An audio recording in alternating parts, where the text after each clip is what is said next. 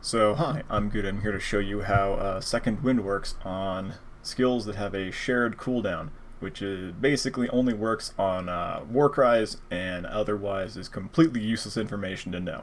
But here, if you link Second Wind to warcries and you don't have the warcry node that gives you instant warcry cooldowns, then yeah, you can get an extra charge on your warcries, so you can cast them twice in a row.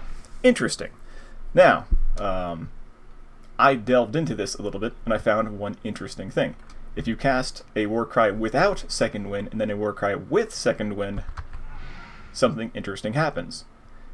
Enduring Cry, which I cast first, that doesn't have the Second Wind support linked to it, actually has a faster cooldown than the Rallying Cry. So what is going on here? So I thought about it, I theorized, and I collected data. So I got some data, and here is all these things. So I recorded it, figured out the timings, and then I got this.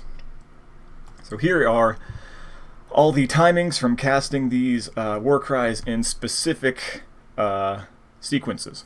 So, cast Enduring Cry, the cooldown time is 4 seconds. Cast Rallying Cry, the cooldown time is about 3.3 seconds.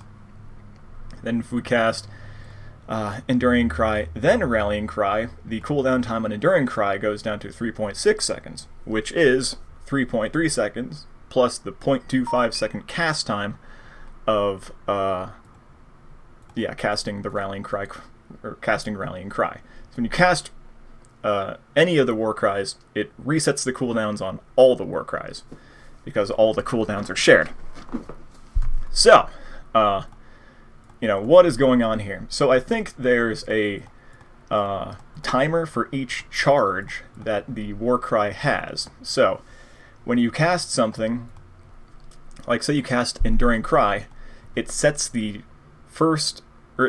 top charge of the cooldown stack to whatever the Enduring Cry cooldown time is. So Enduring Cry has a cooldown of 4. When you cast it, Rallying Cry has a cooldown of 4. Okay? So if you cast Rallying Cry, that has a cooldown of 3.3, then Enduring Cry, which shares a cooldown with it, also gets its charge set to a cooldown of 3.3.